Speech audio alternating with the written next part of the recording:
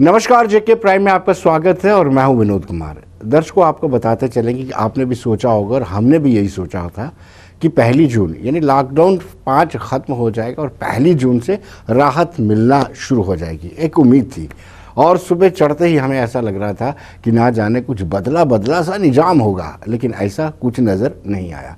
उल्टा ज़्यादा red zone बन गए, ज़्यादा सख्ती शुरू होगी।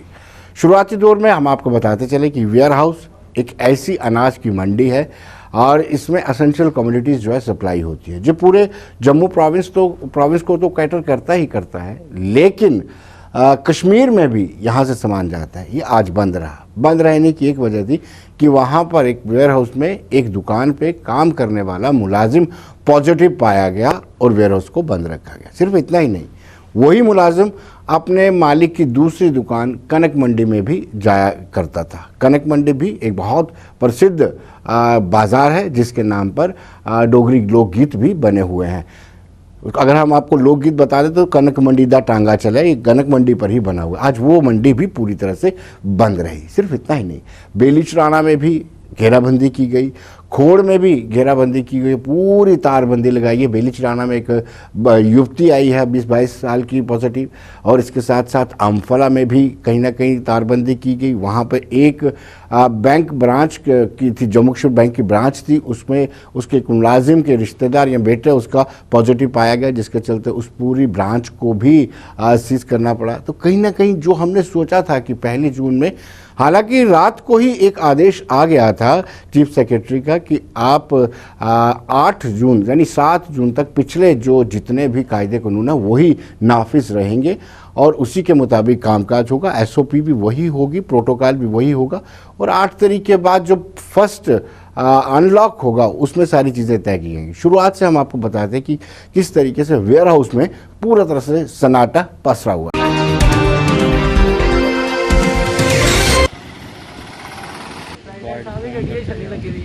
हाँ जी,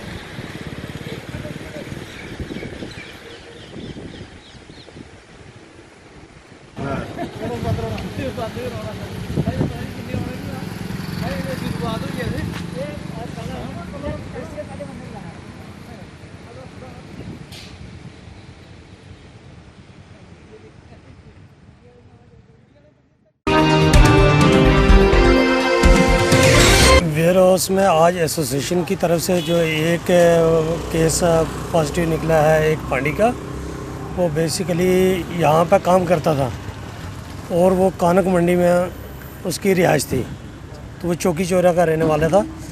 तो जब उसका रिज़ल्ट पॉजिटिव आया तो उसके बाद जो है एसोसिएशन वालों ने वेयर हाउस को आज के दिन के लिए बंद रखा है कि ताकि बाकी वाला जो इसको सैनिटाइज़ किया जा सके। लॉकडाउन का वो पालन किया जा रहा है हर तरफ से। हमने ये आप देख रहे हैं कि मार्केट पूरी बंद है जी। पूरी हमारी पुलिस जो है वो हर जगह नाके लगाए जो चेकिंग कर रही है।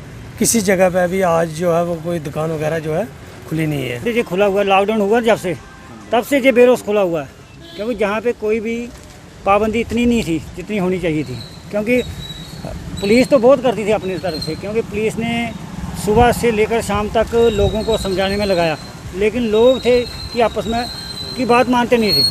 बात ये है कि आज 4-5 दिन ये आदमी पहले घर गया हुआ था, जिसको ये कोरोना पॉजिटिव आया ना, ये 2-4 पहले घर गया था, कोई 15-20 दिन से ये यहाँ पे गया हुआ था। तो बोलता कि 2 महीने के बाद ये आया घर, कोई 5-7 दिन हो गए इसने यहाँ पे आए हुए। बात ये है कि जहाँ पे जब प्रधान जो हमारे जनरल सेक्रेटरी हैं बेरोज फेडरेशन के दीपक गुप्ता जी, उन्होंने बहुत किया। उन्होंने ये भी किया था कि लेबर के लिए जो सैनिटाइजिंग मशीनें लगाई जाएँ, उन्होंने ऊपर भी म्यूनसिपैलिटी वालों को बोला था।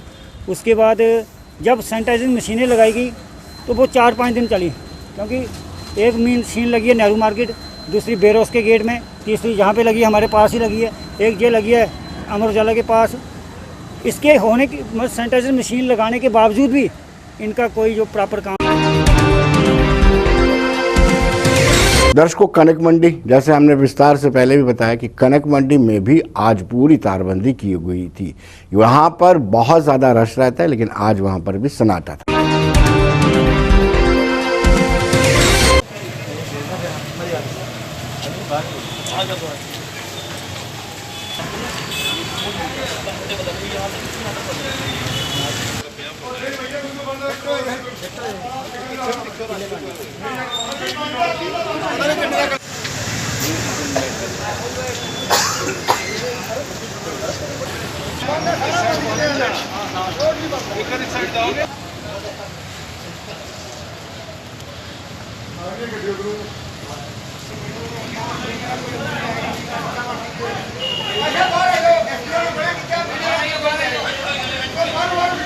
आगे आगे आगे।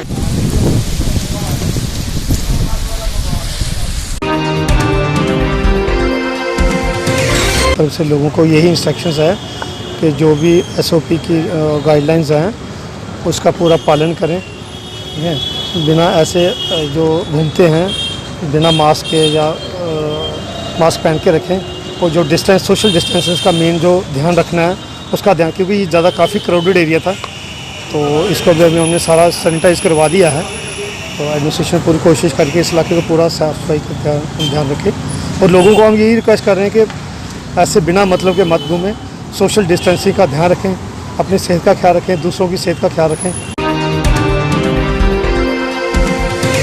दर्शकों, अम्फला यहाँ बैंक ब्रांच है और बेली चुराना यहाँ से एक युवती पॉजिटिव आई है, वहाँ पर भी सन्नाटा पसरा था, तारबंदी की हुई थी। आइए देखते हैं।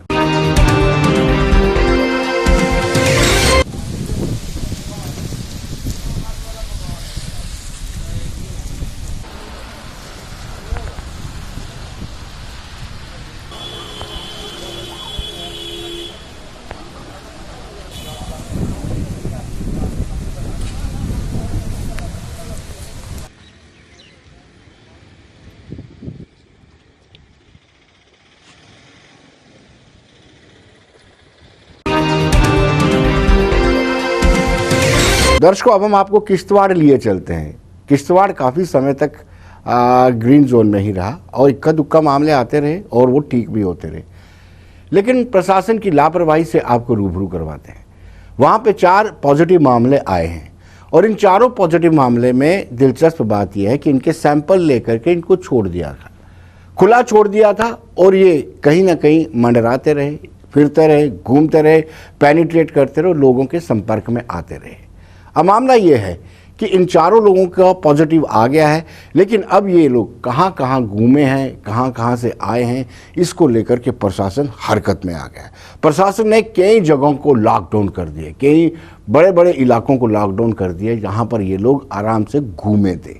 और यही नहीं, अगर हम बात करें किश्तवाड़ टाउन की, तो किश्तवाड़ टाउन की एंट्री और एग्जिट दोनों पर तारबंदी की गई है। किसी को अंदर नहीं जाने दिया जा रहा, बाहर नहीं आने दिया जा रहा है। लेकिन एक चिंता का विषय है, कैसे सैंपलिंग ली और सैंपल लेने के बाद आप उसको खुला छोड़ देते हैं, क्वारंटीन नहीं करते, ये एक चिंता का विषय है।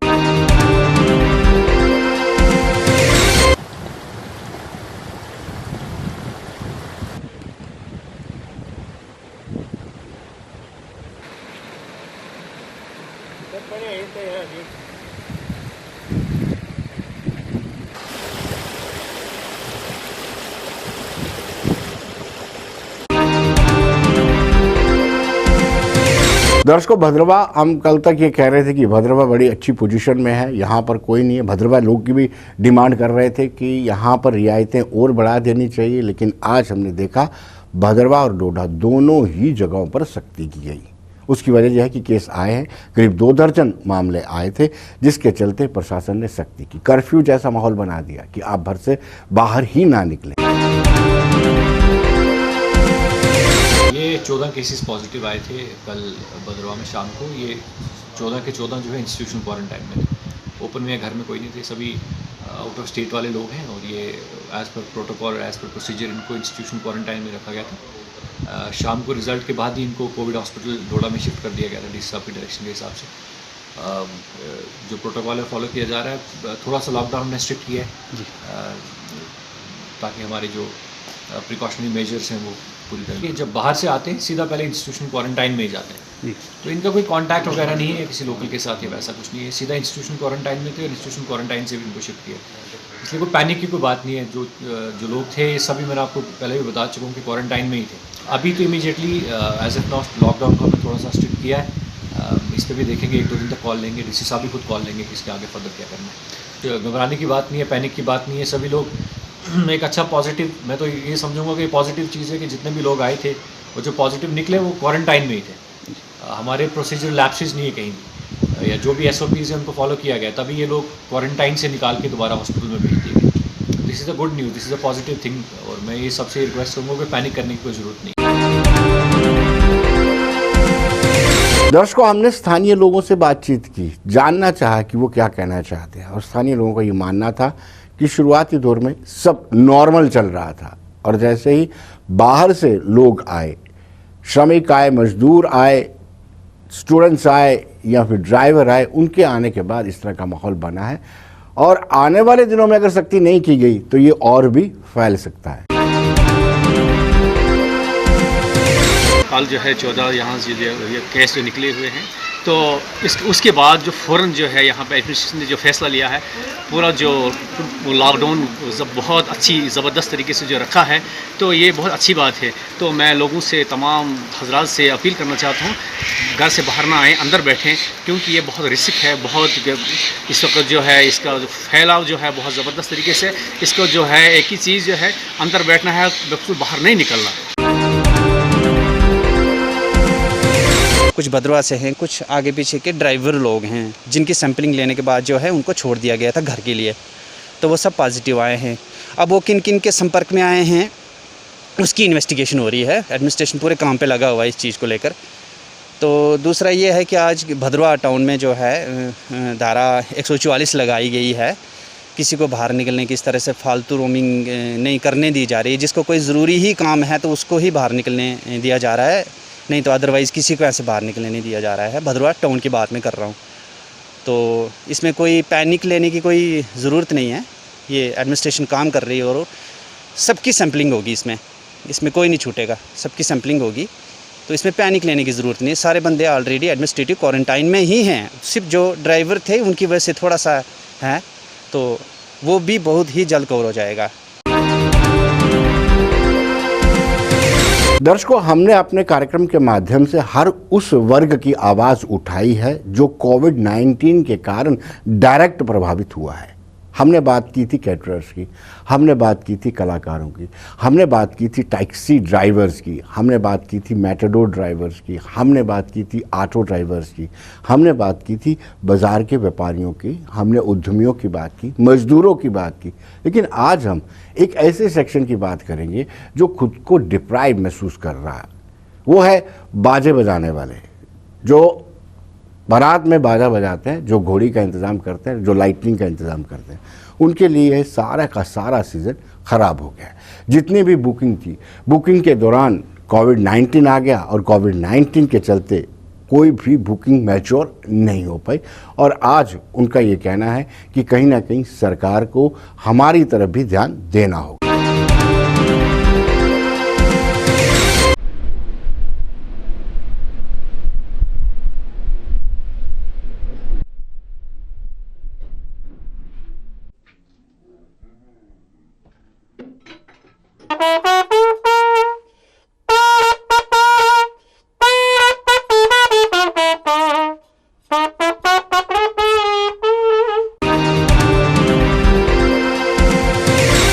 हमारा यहाँ से बैंड बाजा बजाने हैं, गरीब आदमी बच्चे हैं यहाँ से, ਤੇ ਇੰਦੇ ਸਿਰਾਂ ਵਰਗੇ ਰੋਟੀ ਖਾਂਦੇ ਆ ਹਮਾਰੇ ਛੋਟੇ ਛੋਟੇ ਬੱਚੇ ਇੰਦੇ ਸਿਰਾਂ ਵਰਗੇ ਪਾਲਣੇ ਆ ਬੈਂਡ ਦੇ ਸਿਰਾਂ ਵਰਗੇ ਤੇ ਅੱਗੇ ਕੋਈ ਗੁਜ਼ਾਰ ਨਹੀਂ ਚੱਲਦਾ ਕੰਮ ਸਾਰਾ ਬੱਜ ਦਾ ਬੰਦ ਹੋਈ ਹੈ 4-4 ਬੰਦੇ ਬਰਾਤਾ ਯਾਦ ਨੇ ਤੇ ਸਾਨੂੰ ਕੋਈ ਬੈਂਡ ਵਾਲੇ ਪੁੱਛਾ ਲੱਗ ਨਹੀਂ ਹੈ ਤੇ ਗਰੀਬ ਆਦਮੀ ਹੈ ਅਸੀਂ ਤੇ ਫੁਲਕੇ ਕੋਲ ਵੀ ਹੱਥ ਲੋਈਏ ਦੇ ਮਹਾਰਾਜ ਤੇ ਜਨਾਬ ਅਗੇ ਇਹੋ ਕਿਰਪਾ ਹੈ ਪ੍ਰਧਾਨ ਮੋਦੀ ਸਾਹਿਬ ਅੱਗੇ ਪਰ ਸਰ ਕਿਰਪਾ ਕਰੀ ਤੇ ਬੈਂਡ ਵਾਲੇ ਵੀ ਥੋੜੀ ਜਿਹੀ ਫੁੱਲ ਦਿਓ ਵਿੱਚ ਮਹਾਰਾਜ ਤੇ ਚਲੋ 10 ਬੰਦੇ ਵਿੱਚ ਬੈਂਡ ਦੇ ਵੀ ਹੋ ਜਾਣ ਤੇ ਜਨਾਬ ਅੱਗੇ ਬੜੀ ਕਿਰਪਾ ਹੈ ਤੇ ਗਰੀਬ ਆਦਮੀ ਅਸ ਤੇ ਫੁਲਕੇ ਕੋਲ ਵੀ ਹੱਥ ਲੋਈਏ ਦੇ ਅੱਗੇ ਕੋਈ ਬੁਕਿੰਗ ਨਹੀਂ ਸਰ ਜੀ ਆਵਾਦੀ ਹੈ बस जी बुकिंग होई दी हैं वो भी लोग वापस लैने चाहते हैं तो अस गरीब आदमी हैं अस कुत्थों देनियां ने अस अगे फुलके को भी परेशान होइए 3 महीने होई है लॉकडाउन लगे दे ते 2 बंदे जंदे ने ते ब्याही ले जाते हैं शादी करियै आई जाते हैं तो अस महाराज गरीब आदमी अस बैंड बाजा बजाने ढोल छोल बजाने महाराज तो हिंदी की रोटी करने।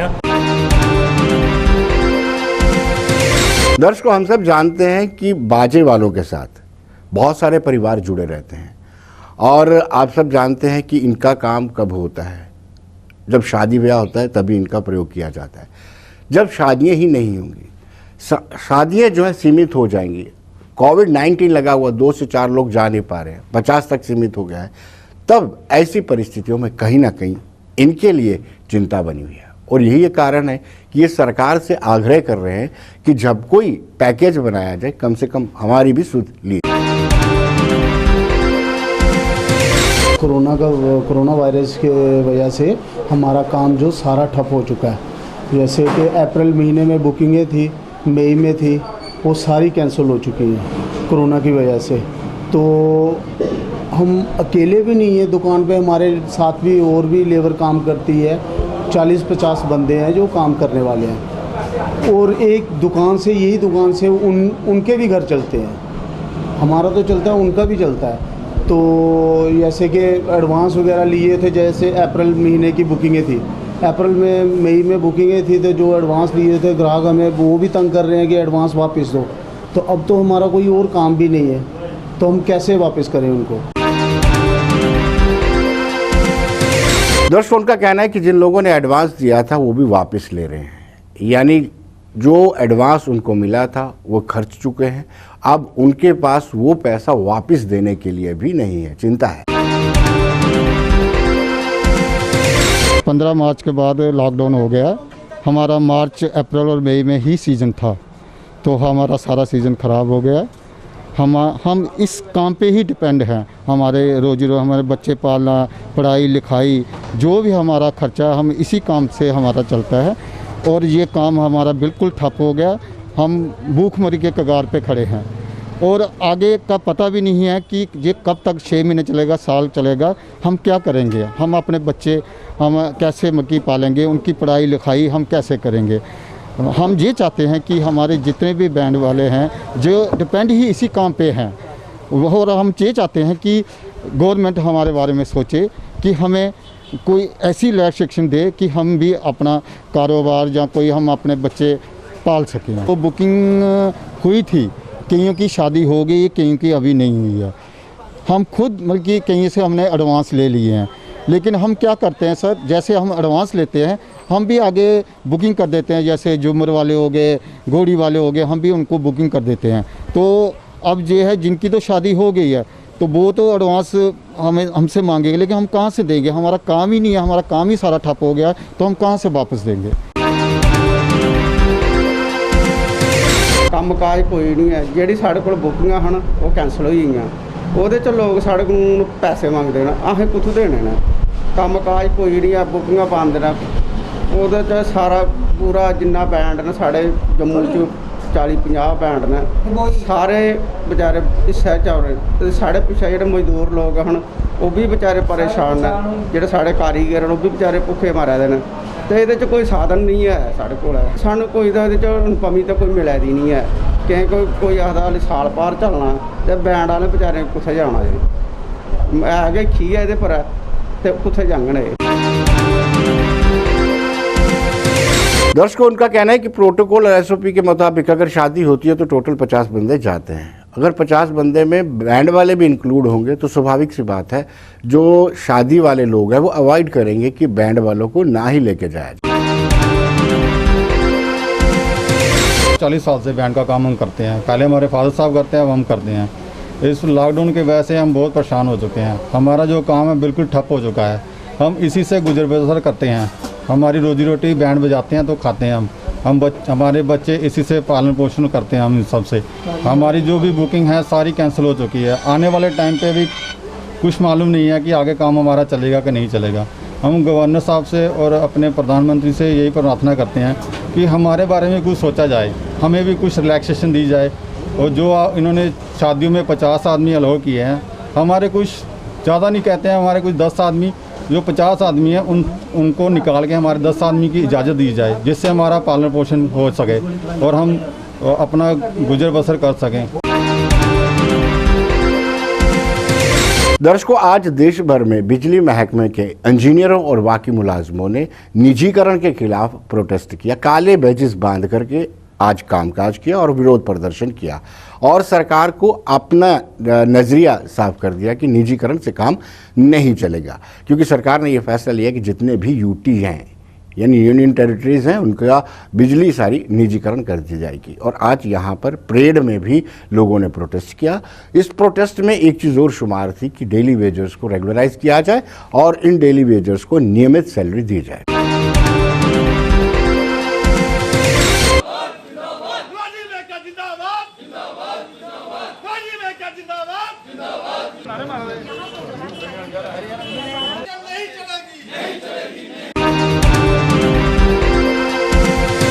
प्राइवेटाइजेशन के अगेंस्ट आज इकट्ठे हुए हैं और वन डे प्रोटेस्ट करने के लिए आज सभी इकट्ठे हुए हैं। और उन्होंने ये मांग की है सरकार से कि जैसे ही पिछली बार आपने हमें धोखे में रख के अनबंडलिंग ऑफ द डिपार्टमेंट किया था, उसी तरह आपने उस वक्त हमें आश्वासन दिया था कि आपको हम प्राइवेटाइज नहीं करेंगे, लेकिन अभी 4-5 महीने अनबंडलिंग ऑफ द डिपार्टमेंट भी नहीं हुआ, आपने प्राइवेटाइज करना शुरू कर दिया है डिपार्टमेंट को। सबसे बड़ी बात यह कि प्राइवेटाइजेशन का सबसे बड़ा नुकसान तो पहले आम उपभोक्ता को होगा, क्योंकि एट प्रेजेंट प्राइवेट डेवलपमेंट जो है वो सभी उपभोक्ता को लगभग 2.25 रुपये पर यूनिट के करीब ही दे रहा है। यही यूनिट अब जो प्राइवेटाइज हो जाएगी जब ये हमारी पावर डेवलपमेंट डिपार्टमेंट, तो ये आम पब्लिक को 7-8 रुपये से ज़्यादा ही कास्टली मिलेगा। और बड़ी बात यह कि जहाँ तक हमारे मुलाजमों की बात है, क्योंकि ना तो इन्होंने अगर प्राइवेटाइज कर दिया लोकल कंट्रैक्टर आ जाएंगे, हमारे डेली वेजर भाई, हमारे नीड बेसिस भाई, ये उनको अकोमोडेट नहीं करेंगे। दर्शकों, रियासी में भी बिजली महकमे के डेली वेजर्स और बाकी मुलाजमों ने सरकार के खिलाफ विरोध प्रदर्शन किया। उनमें ये डिमांड थी कि डेली वेजर्स को रेगुलराइज सैलरी दी जाए, रेगुलर सैलरी दी जाए, नियमित किया जाए और साथ ही साथ उनकी जो डिमांड्स हैं उनको फुलफिल किया जाए। उनका कहना है कि उन्होंने सरकार के साथ कंधे से कंधा मिला करके काम किया है। कईयों ने अपनी जान गंवाई है और कईयों के हाथ पांव नकारा हो चुके हैं। अभी तक मैं डेली हूँ, मुझे 10 साल हो गए हैं, हमारी कोई सुनाई नहीं है। पहले तो हमें पे नहीं मिलती थी, अब पे मिलने लगी है और अब थोड़े दिन हो गए हैं तो प्राइवेट करने वाले हैं ये। हम कहाँ जाएंगे, हमारी फैमिली है वो सड़कों पे आ जाएगी। हम यही गुजारिश करते हैं गवर्नर साहब से कि हमें परमानेंट किया जाए जल्द से जल्द। पूरे जम्मू प्रोविंस में जितनी भी हमारी यूनियन है प्रोटेस्ट कर रही हैं कि जो ये पावर सेक्टर है इसके लिए सेंटर में एक कुछ बजट निकाला था इन्होंने कि ये प्राइवेट सेक्टर में किया जाए। तो इसके विरोध हम आज हर डिवीज़न में अपने अपने जितने भी सब डिवीज़न हैं उनमें हम प्रोटेस्ट कर रहे हैं। और जो हमारी डिमांड है कि इस पीडीडी डिपार्टमेंट को प्राइवेट सेक्टर नहीं किया जाए। ये एक डिपार्टमेंट के लिए नहीं है प्राइवेट करने का कोई नुकसान, इसमें आम आदमी का नुकसान है। और हम अपने गवर्नर साहब हैं जो एलजी साहब, उनसे गुजारिश करते हैं कि हमारे साथ पिछली सरकारें रहीं, उन्होंने भी आज तक हमारे साथ हमारे जम्मू कश्मीर में 61,000 एम्प्लॉइज़ है उनके बारे नहीं सोचा। और अभी जो सर्विस सिलेक्शन में जो पोस्टें दे रहे थे तो ये जो हमारे डिपार्टमेंट की पोस्टें हैं ये हमें दी जाएं, क्योंकि 15-15, 20-20 सालों से हम डिपार्टमेंट में सर्विस कर रहे हैं और डिपार्टमेंट की सेवा कर रहे हैं। तो डिवीज़न वाइज से जो पोस्टें हैं उनको क्रिएट किया जाए और जितनी हमारी पोस्टें हैं हमें जल्द से जल्द रेगुलाइज किया जाए। तो यही मकसद है कि हमारे साथ जब भी होता है तो बेन्यायी होता है। आज भी हमारे से आपके चैनल से माध्यम से कहना चाहते हैं कि रियासी जो है सब डिवीज़न, जहाँ तक के टोटल 2 से 3 बंदे परमानेंट लाइनमैन हैं, बाकी जितना काम चला रहे हैं सभी ये डेली वेजेस चला रहे हैं। आपने देखा भी होगा कि लॉकडाउन में कहीं भी 1 घंटा से तक बिजली बंद नहीं रही, दिन रात काम किया।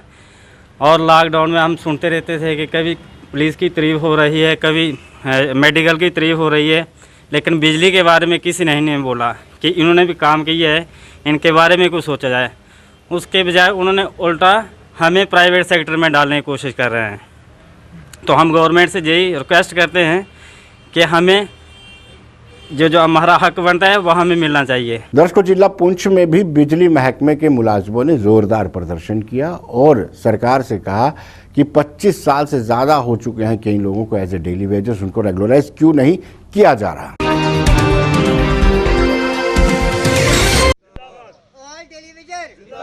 हम क्या चाहते हैं, हम क्या चाहते हैं, ऑल टेलीविजन, पीडीडी टेलीविजन, हम क्या चाहते हैं, हम क्या चाहते हैं, हमारा हक, हमारा हक।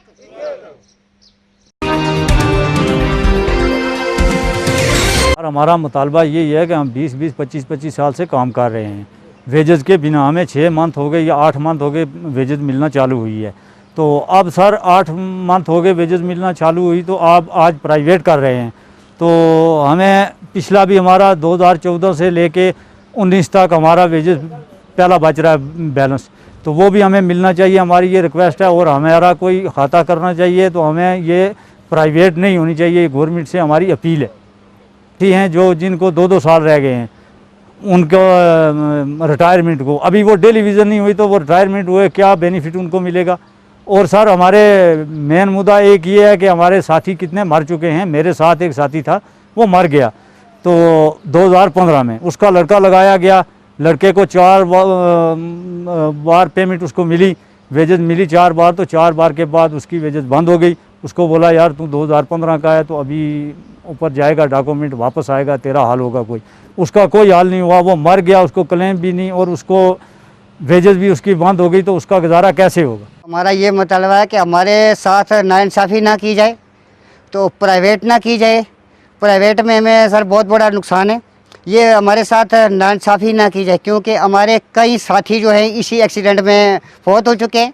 उनके बारे में कोई गवर्नमेंट ने कुछ सोचा नहीं है, नहीं कुछ दिया। तो हमें भी ये कोई 6-7 महीने से पे मिल रही है।